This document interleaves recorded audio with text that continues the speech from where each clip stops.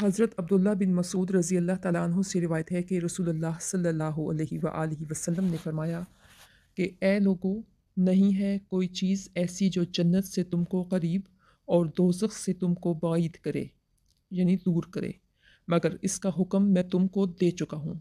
और इसी तरह नहीं है कोई चीज़ ऐसी जो दोज़ख से तुमको करीब और जन्नत से बाइद करे, मगर मैं तुमको इससे मना कर चुका हूँ। यानी कोई नेकी और सवाब की बात ऐसी बाकी नहीं रही जिसकी तालीम मैंने तुमको ना दे दी हो, और कोई बदी और गुनाह की बात ऐसी नहीं रही जिसकी मैंने तुमको ममानियत न कर दी हो। इसी तरह अवामर और नवाही की पूरी तालीम मैं तुमको दे चुका हूँ, और अल्लाह के तमाम मुस्बत व मनफ़ी अहकाम जो मुझे मिले थे वो मैं तुमको पहुँचा चुका हूँ। और रूहुल अमीन ने, और एक रिवायत में है कि रूहुल कुदस ने, और दोनों से मुराद जिब्राइल अमीन ही हैं, और रूहुल अमीन ने अभी मेरे दिल में ये बात डाली है, यानी अल्लाह ताला की तरफ से ये वही पहुंचाई है कि कोई मुतनफ़िस उस वक्त तक नहीं मरता जब तक कि अपना रिस्क पूरा ना कर ले। यानी हर शख्स को उसके मरने से पहले उसका मुक़द्दर रिस्क ज़रूर बिल ज़रूर मिल जाता है, और जब तक रिस्क पूरा ना हो जाए उसको मौत आ ही नहीं सकती है।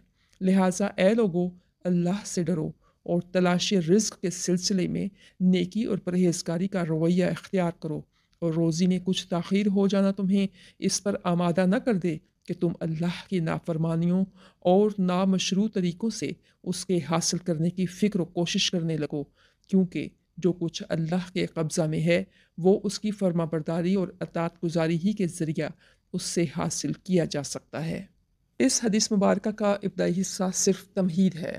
रसूलुल्लाह सल्लल्लाहु अलैहि वसल्लम इस मौका पर दरअसल वही ख़ास बात अपने मुखातबीन को बतलाना और पहुँचाना चाहते थे जो जिब्राईल अमीन अलैहिस्सलाम ने उस वक्त आपके दिल में डाली थी।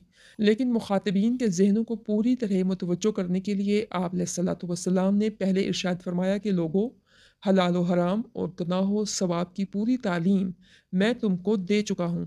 अब एक अहम तकमीली बात जो अभी जिब्राईल अमीन ने मुझे पहुँचाई है, मैं तुमको बताना चाहता हूँ। इस तमहीद के ज़रिया रसूलुल्लाह सल्लल्लाहु अलैहि वसल्लम ने पहले अपने मुखातबीन के ज़हनों को बेदार और मतवज्जो किया, और इसके बाद वो ख़ास बात इरशाद फरमाई जिसका हासिल ये है कि हर शख्स का रिज़्क मकतूब और मुक़द्दर हो चुका है। वो मरने से पहले पहले उसको मिलकर रहेगा।